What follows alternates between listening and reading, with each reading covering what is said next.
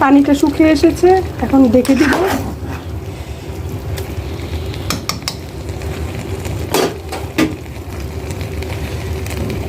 লবণ টবণ সব চেক করে দিয়েছি, সব ঠিক আছে, ঢেকে দিলাম। আর চুলাটা লো হিটে রেখে দিলাম।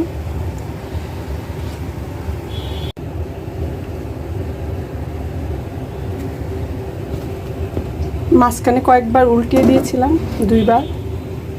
আর এখন হয়ে গেছে, নামিয়ে ফেলবো।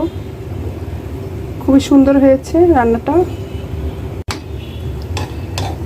এই রান্নাটা হয়ে গেছে ডাল ছাড়া খিচুড়ি।